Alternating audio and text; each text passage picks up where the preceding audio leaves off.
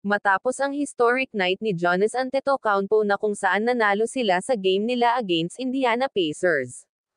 At nagtala si Giannis Antetokounmpo ng franchise scoring records na 64 points, 14 rebounds, 4 steals, 3 assists while shooting 20 out of 28 shooting sa field and 71% field goals percentage. Si Giannis Antetokounmpo na ang may franchise highest scoring records ng Milwaukee Bucks. Pero bago pa man siya na-interview ng media ay nagkaroon ng tensyon sa pagitan ni Giannis Antetokounmpo at ng coaching staff ng Indiana Pacers. Sinugod ni Giannis Antetokounmpo sa locker room ang buong coaching staff ng Indiana Pacers. Nakikipagnegosasyon naman si Tyrese Haliburton sa nangyari pero hindi rin niya alam kung ano ang kinagalit ni Giannis Antetokounmpo. Nakikipag-usap rin si Chris Middleton at Damian Lillard para maupa ang tensyon.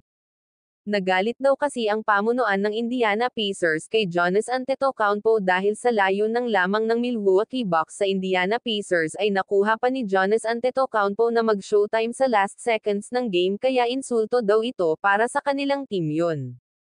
Kaya kinuha ng isa sa coaching staff ang bola sa referee at dinala sa locker room kaya galit na galit si Giannis Antetokounmpo at sinugod pa sa locker room ang buong team ng Indiana Pacers at hinahanap ang bola dahil gagamitin sana niyang celebration sa kanyang historic night. Hamupa naman ang tensyon sa press conference ng post-game interview at sinabi pa ni Rick Carlisle na naz-iko daw sa tiyan ng isang taga-Milwaukee Bucks player ang kanilang team manager. Samantala dadako naman tayo sa laro ng Denver Nuggets against Brooklyn Nets na kung saan gumawa na naman ng bagong record si reigning Finals MVP na si Nikola Jokic sa NBA. Nagtala si Nikola Jokic ng triple-double sa loob lamang ng 30 minutes of playing time na may 26 points, 15 rebounds, 10 assist.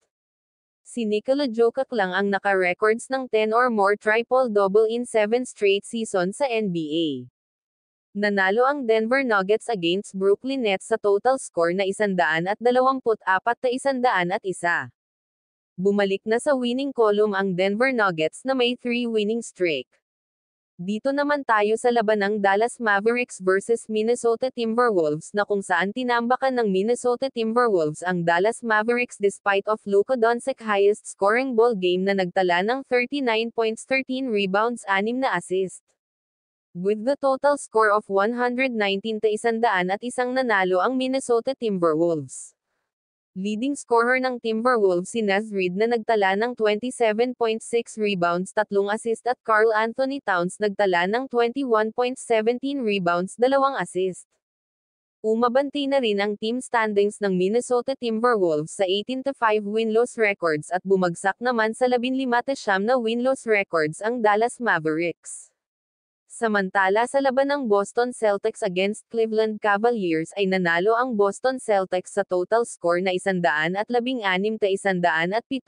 Leading scorer ng Boston Celtics si Jason Tatum na nagtala ng 27 points, 11 rebounds, 3 assists. Umabante na ngayon ang kartada ng Boston Celtics sa 18-5 win-loss records at bumagsak naman sa 13-12 win-loss records ang Cleveland Cavaliers.